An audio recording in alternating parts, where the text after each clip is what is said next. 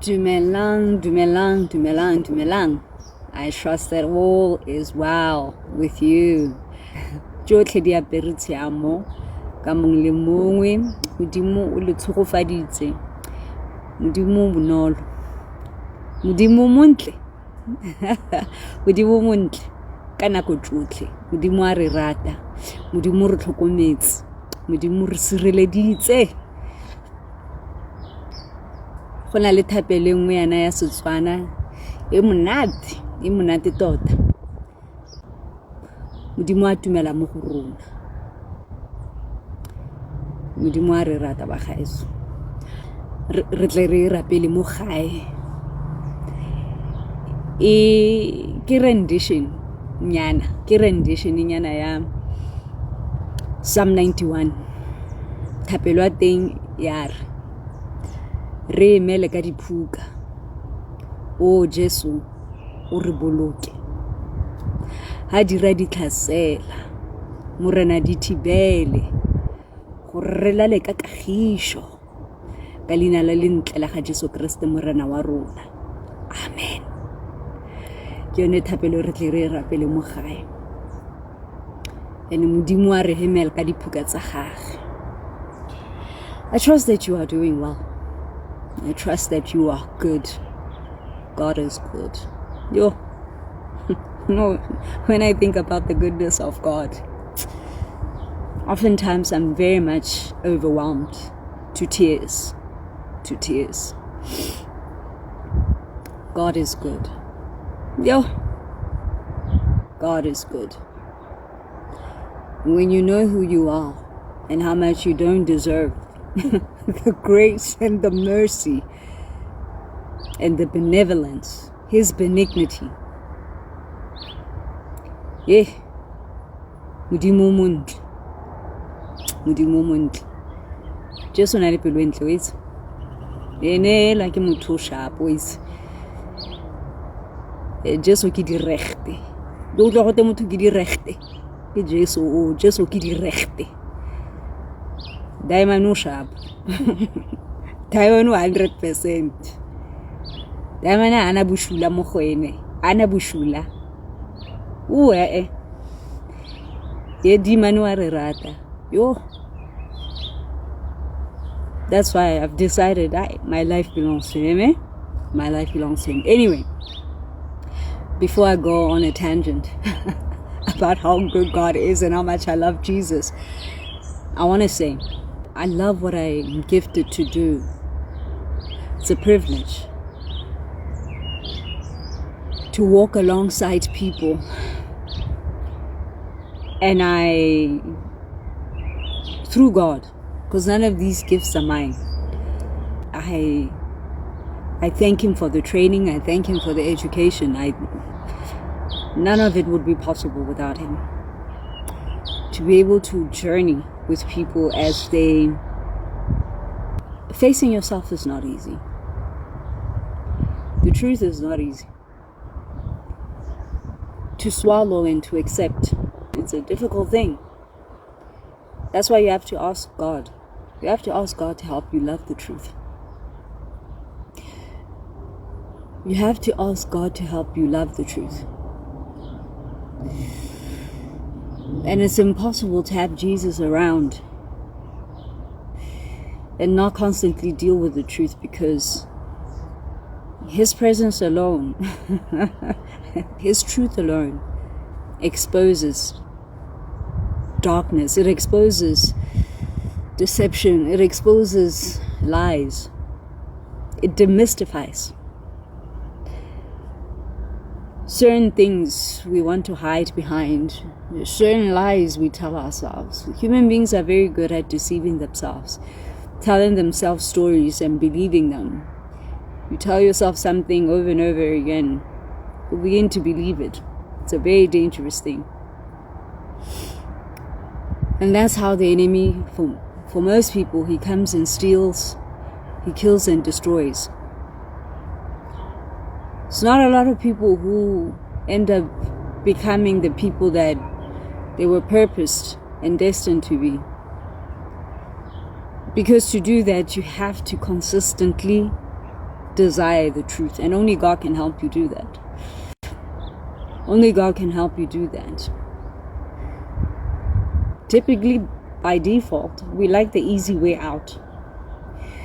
We don't like to be challenged. We don't like challenge. We don't like resistance.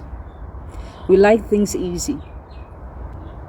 And I suppose that's why I love doing what I do, because typically when people come to see me, their hearts are ready for the truth. Their hearts are ready for the truth. They just come as a means to get confirmation that what they've been perceiving and sensing is what it is. So typically when people come to see me, their hearts are ready for the truth. Their souls are craving for the truth. They may not have the words to explain it, but that's actually what is happening. Their souls are crying out for an anchor because of the lack of stability. So oftentimes these are people who are living in a constant state of vacillation or oscillation, consistently living in a state of two opposing realities, which creates chaos. The Bible says in 1 James verse 8, a double-minded man is unstable in all his ways. This means that what the soul is supposed to be is not a reality in the outside. What is inside is not reflecting what is outside. What is outside is not reflecting what is inside. And when people find themselves in that place consistently, many people get weary and tired. And they know that their soul cries out in all the many ways it will manifest. And they're looking for truth. That's when I typically come in and journey with that person, so that somebody is there as they deal with the realities of what's happening in their lives. That's basically the process of facing yourself. It's a very difficult thing to do. But for the most part, most people who come to see me are ready to do the work. And it's a privilege to see people start a certain way and then come to the place where the realities of who God has called them to be and discover who God says they are. And those things become a reality, one step at a time. It's amazing to see. Typically, the people who started the journey are not the people who who started the journey. You can see a shift happening. That's what truth does. I give glory to God. I give Him all the praise. I'm just a vessel with the training and the education. I get to walk alongside people as chains are broken off their lives, as we demystify certain beliefs, as we reframe certain belief systems, patterns, as we bring truth to certain ideas, as we go through deprogramming of certain strongholds. I don't know what else to call them. Anchored beliefs, but they're really strongholds.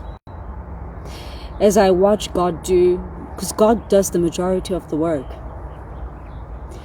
I get to stand there, do what I'm called to do, but really God does the majority of the work. It isn't easy telling people the truth. It isn't easy.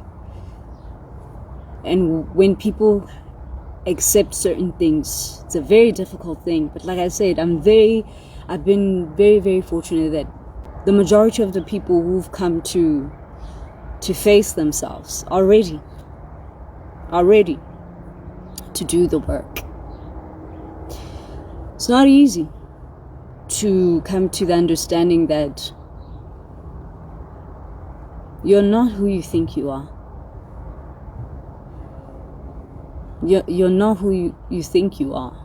It's not easy for people to accept the fact that they're liars and deceivers. And that's why they find that relationships don't last. All kinds of relationships. Business partners don't last for very long.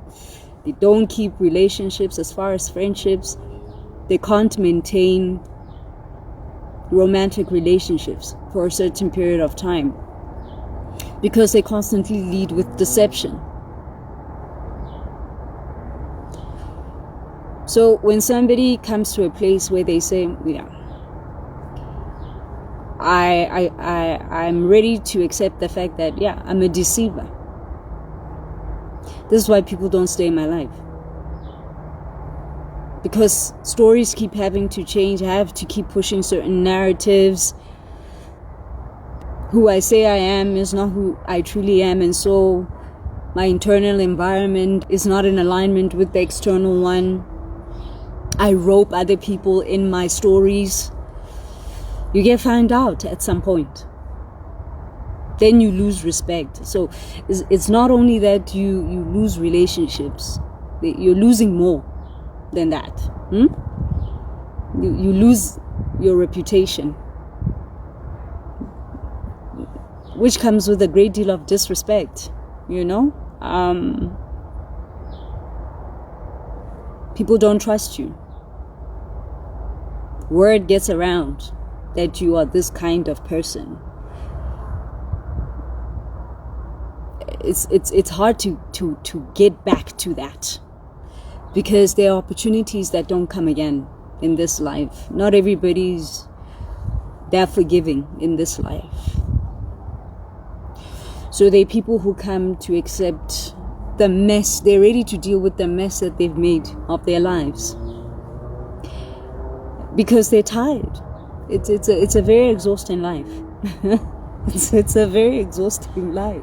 Having to keep up appearances, having to keep up with stories. It's exhausting. There are people who have to come to the realities that what they thought their relationships was not what they thought it was. That from the beginning they were never loved. They were there playing a role that was assigned to them. The role of a financier. You were there to finance somebody's lifestyle. And in return, you got sex, you got children, you got whatever other benefits came with what you were willing to trade. But you thought you were in a loving situation. Turns out you were not. 10 years deep in, you realize, hey, your situation was not what it was. Because as life keeps happening and certain things happen, characters are also being revealed. People's hearts are also being revealed. And then, you have to step out of the delusion, because there's certain things that happen in life that trigger you out of a lie, out of a fantasy. You can either continue to bury your head in the sand or to face your situation.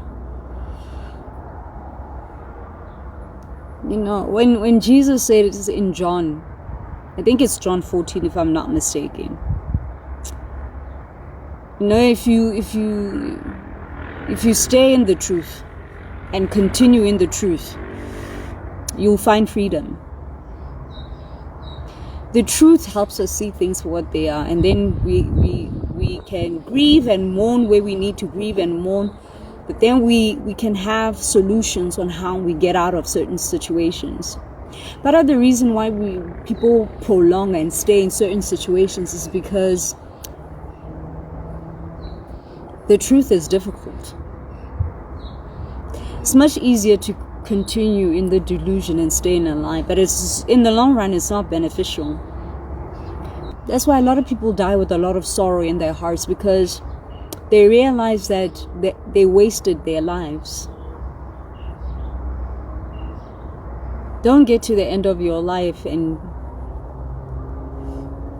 you die with a sense of unfulfillment. You know you were created for more than this. But you settled for a delusion. You settled for comfort. When people come to face themselves, and I walk with them in the journey of